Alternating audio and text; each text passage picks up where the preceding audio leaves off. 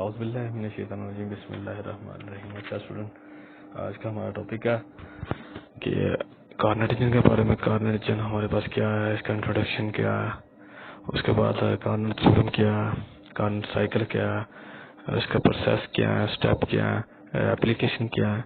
अब आस्ता आस्ता हम इनको डिस्कस करते हैं। सबसे पहले इंट्रोडक्शन पर बात करते हैं, कार्नेट इंजन को किसने प्रेजेंट किया। तो हमारे पास एक फ्रेंच साइंसदान था, लियोनार्ड सादी कार्नेट। इसने 1824 में प्रेजेंट किया मॉडल को ऑफ आइडियल हीट इंजन का, जिसे हम कार्नेट इंजन के नाम से जानते हैं। ये तो हमारे पास इंट्रोडक्शन होगा। अब इसकी डेफिनेशन पर आते हैं। जो इसकी बेसिक डेफिनेशन है वो ये है कि an ideal heat engine which is free from all mechanical losses is known as Carnot engine. के ऐसा आइडियल हीट इंजन जिसमें कोई मैकेनिकल लॉस ना हो, उसे हम कार्नेट इंजन कहेंगे, कार्नेट इंजन कहेंगे। बेसिकली क्या होता है हमारे पास कि जब हीट इंजन काम करता है तो वो गर्म हो जाता है, तो बहुत सी एनर्जी जो है हीट एनर्जी की शक्ल में लॉस हो जाती है। हीट एनर्जी जब हीट इंजन जब काम करता है तो उससे आवाज़ आ रही होती है, तो बहुत सी एनर्जी हमारे पास साउंड एनर्जी में जाकर कन्वर्ट हो जाती है, साउंड एनर्जी में जाकर कन्वर्ट हो जाती है। लेकिन हमने यहाँ क्या कहा है कि जो आइडियल हीट इंजन होता है इसमें कोई मैकेनिकल लॉस नहीं होता। तो हमारे पास जो एनर्जी जो होगी ना वो मैकेनिकल चीज़ों में, मसलन साउंड वेव में और हीट एनर्जी में, इन चीज़ों में लॉस नहीं होगी। तो हमारे पास जो नेक्स्ट स्टेप है, कार्नेट इंजन की जो एनर्जी होती है वो एफिशिएंसी होती है जो मैक्सिमम होती है। इन कार्नेट इंजन में जो वर्किंग सब्सटेंस होती हैं और ऑल डेजिपेटिव फोर्स जो होती है क्या होती है, वो एब्सेंट होती है। इन कार्नेट इंजन में कार्नेट साइकिल को हम यूज़ करते हैं। अब नेक्स्ट स्टेप जो हमारे पास है, ये हमारे पास डायग्राम है। डायग्राम के बारे में हम पढ़ेंगे। डायग्राम हमारे पास इसमें 4 स्टेप इन्वॉल्व हैं। सबसे पहले आइसोथर्मल एक्सपेंशन है, एडियाबैटिक एक्सपेंशन है, एडियाबैटिक कंप्रेशन है, आइसोथर्मल कंप्रेशन है। अब इन स्टेप्स को डिस्कस करने से पहले हम कार्नेट साइकिल के बारे में पढ़ेंगे। कार्नेट साइकिल हमारे पास क्या चीज़ है। तो the cyclic process which is performed in the Carnot engine to work is known as Carnot cycle. के ऐसा साइक्लिक प्रोसेस जो कि कार्नेट इंजन में परफॉर्म हो एज अ वर्क डन के तौर पर, उसे हम क्या कहते हैं, कार्नेट साइकिल कहते हैं। तो साइक्लिक प्रोसेस हमारे पास यहाँ क्या है, साइक्लिक प्रोसेस का मतलब है means the process which start and and at the same point called cyclic process. के ऐसा साइक्लिक प्रोसेस जो जहाँ से स्टार्ट हो वहीं पर खत्म हो जाए, ठीक है, उसे क्या कहते हैं हमारे पास साइक्लिक प्रोसेस हम कहते हैं। अब हमारे पास ये कार्नेट साइकिल के 4 स्टेप हैं, हम वन बाय वन इसको डिस्कस करेंगे। सबसे पहला स्टेप जो हमारे पास है आइसोथर्मल एक्सपेंशन का। आइसोथर्मल का मतलब है कि सेम टेम्परेचर होना चाहिए, और एक्सपेंशन का मतलब है कि गैस एक्सपैंड होनी चाहिए। एडियाबैटिक का मतलब है कि गैस फ्लो नहीं करनी चाहिए, एनर्जी फ्लो नहीं करनी चाहिए, सॉरी, हीट एनर्जी नहीं फ्लो करनी चाहिए। और एक्सपेंशन जो क्या है, एक्सपेंशन का मतलब है कि गैस फैलनी चाहिए। इसी तरह आइसोथर्मल कंप्रेशन का मतलब है कि टेम्परेचर सेम होना चाहिए, और कंप्रेशन का मतलब है कि गैस कंप्रेस होना चाहिए और वॉल्यूम कम होना चाहिए। और लास्ट वन स्टेप इसका मतलब है कि एडियाबैटिक कंप्रेशन का मतलब है कि जो है हीट एनर्जी फ्लो नहीं करनी चाहिए, और कंप्रेशन का मतलब है कि वॉल्यूम को कम होना चाहिए, यानी गैस कंप्रेस होनी चाहिए। नेक्स्ट इसकी डायग्राम है कार्नेट साइकिल की। एक डायग्राम ये है हमारे पास, और एक मिनट है यहाँ ना एक ड्रा किया डायग्राम, आपको समझने में आसानी होगी। ये इसकी कार्नेट साइकिल की प्रोसेस की ना डायग्राम है हमारे पास। अब हमारे पास जो आइसोथर्मल प्रोसेस है, फर्स्ट वन इसको डिस्कस करते हैं इस डायग्राम की मदद से। यहाँ जो हमारे पास हम देख रहे हैं कि जो फर्स्ट डायग्राम बनी हुई है, ठीक है, जहाँ प्रेशर हमने P1 लिया हुआ है, यहाँ डबल वाल है, डबल वाल यहाँ पे साइड पे भी डबल वाल है, दरमियान में डबल वाल है। डबल वाल का मकसद है कि ना तो हीट एनर्जी दाखिल हो सकती है ना इंटर हो सकती है, ठीक है। और जो हमारे पास एक सिलेंडर है जिसके अंदर गैस मौजूद थी, तो उसका वॉल्यूम जो है हमारे पास V1 है, टेम्परेचर हमने T1 ले लिया, और जो हमने ऊपर वेट रखा हुआ है वो जो भी है हमने वो प्रेशर का P1 ले लिया। अब जो है वो हम पहला प्रोसेस करवाने जा रहे हैं, तो पहले प्रोसेस का नाम है आइसोथर्मल एक्सपेंशन। आइसोथर्मल का मतलब हमने पढ़ लिया, जैसा कि हमने फर्स्ट लॉ ऑफ थर्मोडायनेमिक्स में पढ़ा था कि आइसोथर्मल प्रोसेस को हम क्या करते हैं, आस्ता आस्ता परफॉर्म करते हैं। तो मैंने क्या कहा कि क्या किया कि जो एक वजन था वो मैंने घटा दिया बिल्कुल स्लोली, यानी स्लोली प्रेशर को कम कर दिया। हमारे पास प्रेशर क्या हो गया, हमारे पास P1 से P2 पिस्टन जो क्या हो गया ऊपर की तरफ आया, तो वॉल्यूम क्या हो गया V1 से V2 चेंज हो गया, लेकिन टेम्परेचर हमारे पास जो क्या रहा वो सेम रहा, क्योंकि हमने नीचे क्या रखी थी, हॉट बॉडी रखी थी। ये देखें दूसरी जो डायग्राम P2 जहाँ प्रेशर रखा हुआ है, इसमें डायग्राम में हमने क्या नीचे रखा हुआ है, हॉट बॉडी रखी है। कि जब गैस फैलती है तो ना तो इसका टेम्परेचर जो होता है वो कम होता है, आस्ता आस्ता गैस फैलती जा रही है, पर आस्ता आस्ता हॉट बॉडी ने उसे जो है हीट एनर्जी प्रोवाइड कर दिया और उसका जो टेम्परेचर है सेम रख दिया है। ये हमारे पास क्या था, आइसोथर्मल एक्सपेंशन था। फिर हम नेक्स्ट स्टेप जो है वो एडियाबैटिक एक्सपेंशन के बारे में पढ़ते हैं। इस प्रोसेस में क्या होगा कि हीट एनर्जी जो है वो फ्लो नहीं करनी चाहिए। यहाँ पे नीचे क्या रख दिया हमने, इंसुलेटर रख दिया। फर्स्ट बार में हमने क्या रखा हुआ था, हॉट बॉडी रखती थी, अब हमने क्या रख दिया, इंसुलेटर रख दिया। हमने ऊपर जो हॉट बॉडी रखी थी, ठीक है। अब एडियाबैटिक प्रोसेस को हम क्या करते हैं, आइसोथर्मल को हम आस्ते आस्ते परफॉर्म करवाते थे, एडियाबैटिक प्रोसेस को हम तेजी के साथ परफॉर्म करवाएंगे। तो यहाँ ऊपर जो उसका प्रेशर था वो हमने हटा दिया, तो तेजी से जो प्रेशर था P2 से P3 का हो गया।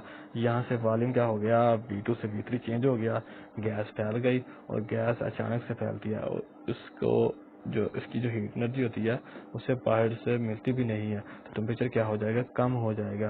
टेम्परेचर हमारे पास T1 से क्या हो गया, T2 चेंज हो गया। उसकी रीजन ये है कि वहाँ हमने आस्ता आस्ता टेम्परेचर जो है था, आस्ता आस्ता हमने गैस को फैलाया था और नीचे हॉट बॉडी रखी हुई थी जिसने हीट एनर्जी प्रोवाइड करनी थी, जिसने टेम्परेचर बरकरार रखा हुआ था।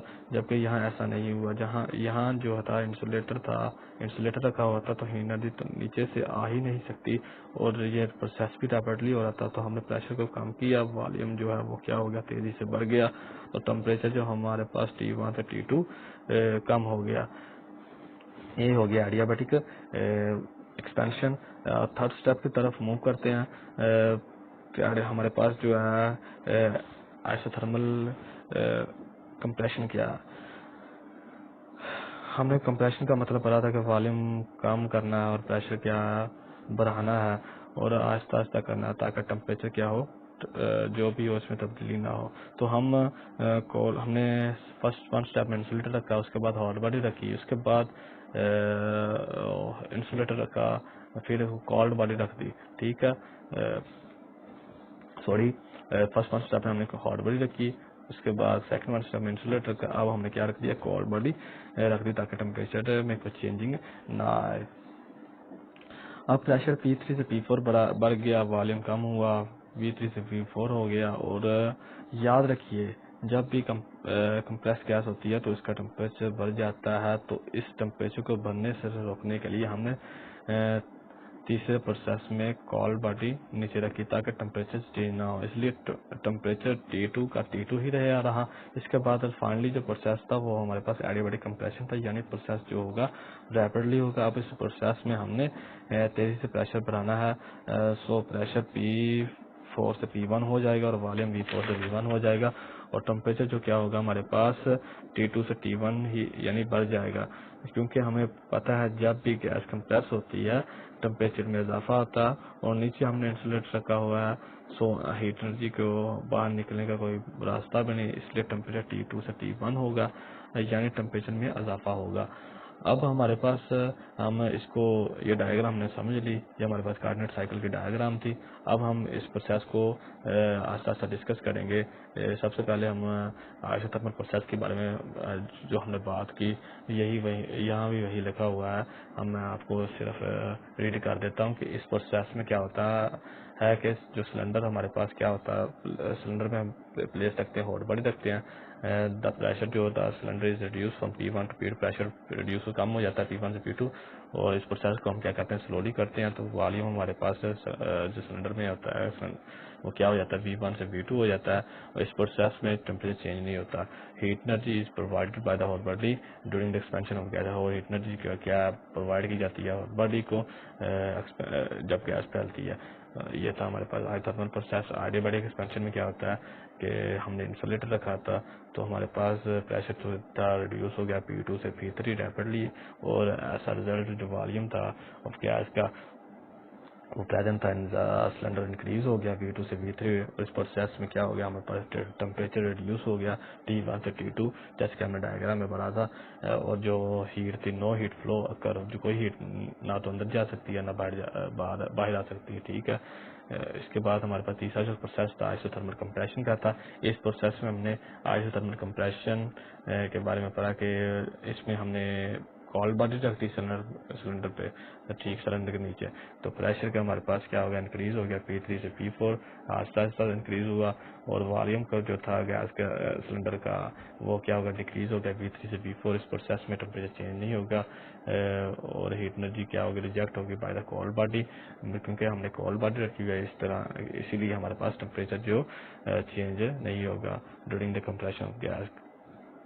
लास्ट वन स्टेप में हमारे पास है एडियाबैटिक कंप्रेशन। इस प्रोसेस में भी हमारे पास क्या हमने लिखा था इंसुलेटर रख दिया था, और प्रेशर हमारे पास इंक्रीज हो गया था P4 से P1 रैपिडली इंक्रीज हो गया। एडियाबैटिक प्रोसेस था तो ये रैपिडली हो गया। उसके बाद हमारे पास जो वॉल्यूम था वो भी V4 से V1 डिक्रीज हो गया। इसी तरह जो प्रोसेस में जो क्या टेम्परेचर इंक्रीज होगा T2 से T1, and no heat flow, ना ही हीट क्या करेगी हीट फ्लो करनी होगी इनटू सिस्टम के अंदर और out of the system, system के बाहर भी, ठीक है। अब हमारे पास ये हमारे पास डायग्राम थी, हमने इसको डिस्कस कर लिया। अब कार्नर थ्योरम हमारे पास क्या लास्ट वन जो हमारे पास स्टेप है, एनी सिस्टम वर्किंग बिटवीन, कोई भी ऐसा सिस्टम जो वर्क करे टेम्परेचर T1 हॉट का रेजरवायर से टेम्परेचर T2 कोल्ड रेजरवायर की तरफ, वो can never have any efficiency more than the Carnot engine working between the same reservoir respectively, कि ऐसा सिस्टम जो दो टेम्परेचर के दरमियान वर्क करे और उसकी जो एफिशिएंसी हो कार्नट इंजन से ज्यादा ना हो, उस समय क्या कहते हैं कार्नट थ्योरम कहते हैं। Also the efficiency of this type of engine is dependent, और इसकी जो एफिशिएंसी हो इंडिपेंडेंट हो किसके नेचर वर्किंग सब्सटेंस के, और डिपेंडेंट हो किसके हॉट एंड कोल्ड रेजरवायर के। ये हमारे पास है कार्नट थ्योरम। तो यहाँ हमारे पास लास्ट वन जो स्टेप है उसकी एप्लीकेशन है कार्नट साइकिल की। The heat pump to produce heating, the refrigerators to produce cooling, the steam turbines use in the ships, the combustion engine of the combustion vehicle and the reaction turbines of the aircraft are some of the application of Carnot cycle. ये हमारे पास कुछ Carnot cycle की application को read कर लीजिएगा, और अगर किसी चीज़ की समझ नहीं आई तो कमेंट बॉक्स में मैसेज कीजिएगा, और साथ ही साथ रिक्वेस्ट है कि इस चैनल को सब्सक्राइब करें, लाइक करें, और बेल आइकन जो है इसको प्रेस कर दें। शुक्रिया। नेक्स्ट वीडियो में मुलाकात होती है। अल्लाह हाफिज़।